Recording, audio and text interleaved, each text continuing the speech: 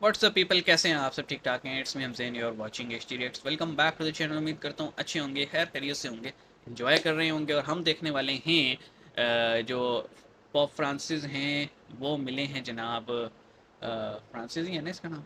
चलो, पॉप जो है वो मिले हैं मोदी साहब से, और वो अपनी व्हील चेयर पर बैठे थे, जो उन्हें बंदा घुमा रहा था। एंड मोदी साहब आए तो हैंड शेक के बजाय उन्होंने जप्फी डालना प्रेफर किया। तो क्रिश्चियनिटी का इतना बड़ा लीडर वो एक सनातनी से मिल रहा है, तो मतलब एक्सप्रेशन देखें। और क्रिश्चियनिटी भी अब्राहमिक रिलीजन से ही ताल्लुक़ रखती है, जिस तरह जो है वो जूडाइज़म ताल्लुक़ रखता है, इस्लाम ताल्लुक़ रखता है। लेकिन आपसी कन्फ्लिक्ट इतने ज़्यादा हैं कि इकट्ठे नहीं हो पाते। इकट्ठे क्या, मतलब होना भी नहीं चाहते। तो वीडियो देखते हैं, हम फिर मज़ीद बातें करेंगे। 3 2 1 दिन। नमस्ते दोस्तों, जय हिंद। हिंदुस्तान स्पेशल में आपका स्वागत है दोस्तों। प्राइम मिनिस्टर नरेंद्र मोदी और पॉप फ्रांसिस ने शुक्रवार को दक्षिणी इटली के अपुलिया में G7 शिखर सम्मेलन के आउटरीच सत्र में गर्मजोशी से मुलाकात की। ओके। पॉप फ्रांसिस ने प्राइम मिनिस्टर मोदी को देखते ही गले लगा लिया और उनका हालचाल पूछा। उन्होंने विश्व के अन्य नेताओं के साथ महत्वपूर्ण वैश्विक मुद्दों पर चर्चा की। मोदी को 87 वर्षीय पोप के साथ हल्के फुल्के अंदाज में बातचीत करते हुए देखा गया। प्राइम मिनिस्टर मोदी ने पॉप फ्रांसिस को भारत आने का न्योता दिया और कहा कि वह लोगों की सेवा करने और पृथ्वी को बेहतर बनाने की प्रतिबद्धता की प्रशंसा करते हैं। इस सत्र में G7 के नेता और ग्लोबल साउथ के नेता शामिल हुए। प्राइम मिनिस्टर ने अक्टूबर 2021 में वेटिकन के अपोस्टोलिक पैलेस में एक निजी मुलाकात के दौरान पोप फ्रांसिस से मुलाकात की थी। इस दौरान दोनों ने कोविड-19 महामारी और दुनिया भर के लोगों पर इसके प्रभावों को लेकर चर्चा की थी। उन्होंने जलवायु परिवर्तन से उत्पन्न चुनौतियों पर भी चर्चा की थी।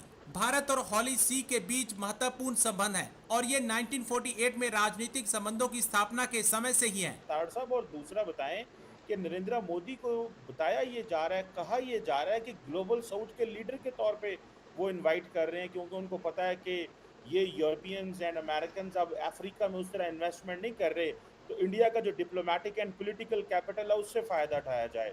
और ताड़ साहब, आपके जो लीडर हैं जो बाइडेन साहब, वो उधर कभी इधर जा रहे थे, कभी उधर जा रहे थे। अमेरिका में क्या ऑब्जर्वेशन है? अभी तो 6 महीने पड़े इलेक्शन में। ये सुन तार साहब, ये जो जैक सुलिवन आ रहे हैं, ये तो नेशनल सिक्योरिटी एडवाइजर हैं और बाइडेन के बहुत करीब हैं।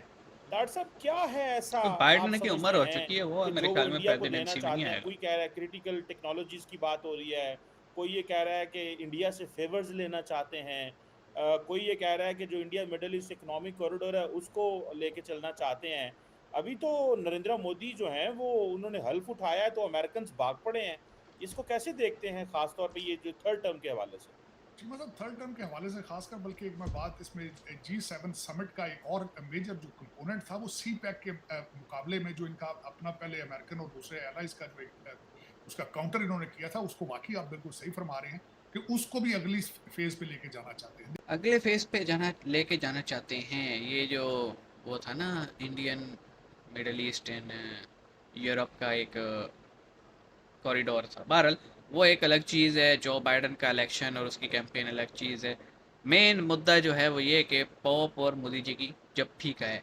देखें, पॉप जो है वो क्रिश्चियनिटी का बहुत बड़ा लीडर, मतलब लोग मानते हैं उसको। वेटिकन आप देखें ना, अगर दुनिया भर के जो जितने भी चर्चेज़ होते हैं या मिशनरीज़ होती हैं, वो जितनी भी गाइडलाइंस हैं या इंस्ट्रक्शंस हैं वो पॉप से लेती हैं। और इंडिया में रिसेंटली हमने देखा था, मणिपुर जो इंसिडेंट्स हुए थे, तो एक टेंस माहौल बन गया था क्रिश्चियनिटी और सनातन के दरमियान।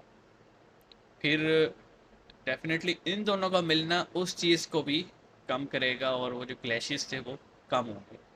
बाकी जो इधर उधर की बातें हो रही थी सी पैक को लेके, अमेरिकन पॉलिसी को लेके, या फिर बाइडन के इलेक्शन को लेके, या फिर आप कह लें इंडिया मिडल ईस्ट यूरोप के कॉरिडोर को लेके, वो साइड लाइन्स हैं। वो तो लीडरशिप आएगी जाएगी, पॉलिसी एक दफ़ा डिवाइस हो जाए तो फिर उसे चेंज नहीं किया जाता 20-25 साल तक। मैटर करते हैं रिलेशंस। मोदी साहब के इस वक्त जो पर्सनल रिलेशन हैं वो बड़े स्ट्रॉन्ग हैं, और उनके पास अगले 5 साल हैं आराम से काम करने के लिए। आप इस पे क्या कहेंगे? कमेंट सेक्शन में बताइएगा। मिलेंगे, अपना ख्याल रखिएगा। सी यू गाइस।